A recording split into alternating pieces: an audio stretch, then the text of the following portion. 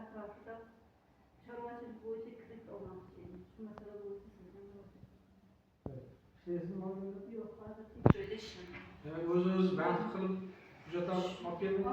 Yomon hujjatlarni topshirganman, shu bo'yicha yana mendan kredit olmoqchiman. Yordamingiz Kerak hujjatlarni mutaxassislarga berasiz, xudo xohlasa 3 kunda kredit chiqarib beradi. rahmat. Chiqishingiz mumkin ishimiz bo'lsa. Mumkinmi chiqarsa? Kimda qanaqa savol bor? Xudoyqulova Fazilat, Saroy maqolab qoladi yaqindaman. 17 millionlik kredit olmoqchiman. Men ham shu chorvachilikni rivojlantirish bo'yicha olmoqchidim. Ishlaydi ishlamaysiz? Ichkarida ishlayman. Kerak hujjatlar olib keldingizmi? Hammasini tartib qilib olib kelganman.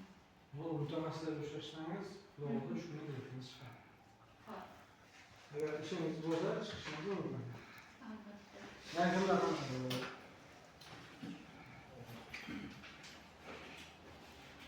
Endi savol bor edi. Kel.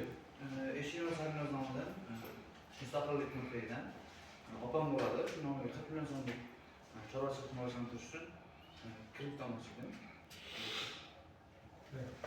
Hujjatlar aytilgan, ha? Shunga tayyorlangan. Opangiz ishlaydimi? Yo'q, sifatida ishlamaydi. O'zini band qilgan. Shuni endi chorvachilikka Hujjatlarni olib kelasiz, biz yuboramiz. Faqat imzolashda opangiz o'zi kelishi kerak. Yani kimlar chiqarsa Assalamualaikum, men Muhammadomiga Rahmat Mufidaman. Bog'bonchilikni rivojlantirish uchun sizdan murojaat miqdorida kredit olmoqchiman. Shunga yordamlashingizni so'radim. Evet. Sizni firmangiz bor, to'g'rimi? Bir yildan oshgan.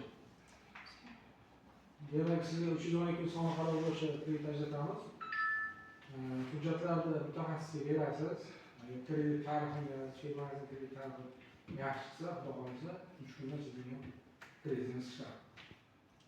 Hujjatlar topshirasiz. Yana kimlar haqida?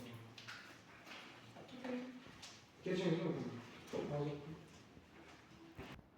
Agar boshqa savollaringiz bo'lsa, bu mavzuda yozib qo'yamiz. Rahmat.